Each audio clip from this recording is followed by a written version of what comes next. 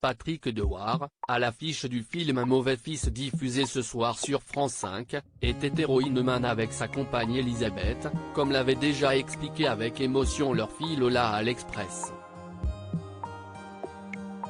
Patrick Dewar, à retrouver ce vendredi 2 juin à 21 h sur France 5 dans le drame psychologique Un mauvais fils de l'immense Claude Sautet, n'a pas vécu une vie facile. L'acteur star des années 1970, qui s'était suicidé d'une balle dans la bouche en 1982, avait notamment rencontré des problèmes d'addiction, entraînant alors sa compagne Elisabeth Malvina Chalier dans sa chute.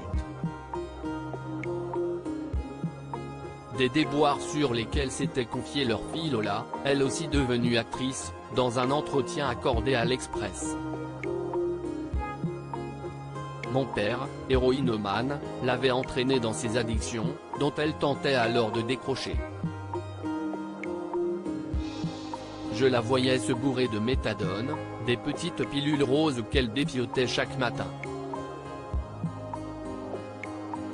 J'ai aussi compris qu'il n'était pas simple de perdre un mari à 22 ans, de se retrouver criblé de dettes vu que mon père n'avait jamais payé ses impôts, d'être viré de sa maison, avait raconté la vedette de Peur sur le lac, ajoutant, je me suis dit, vers 10 ou 11 ans, qu'il ne nous aimait peut-être pas assez, ma mère et moi, pour choisir de s'en aller comme ça.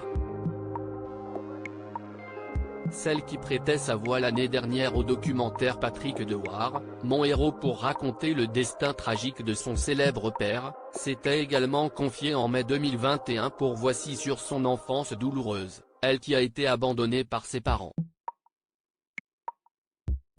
Elle expliquait notamment la raison pour laquelle elle a décidé, malgré tout, de se faire connaître sous le nom de son père. On ne va pas se mentir, je me suis dit que ça irait plus vite pour moi si je m'appelais Dewar. Après tout, il me devait bien ça, mon père.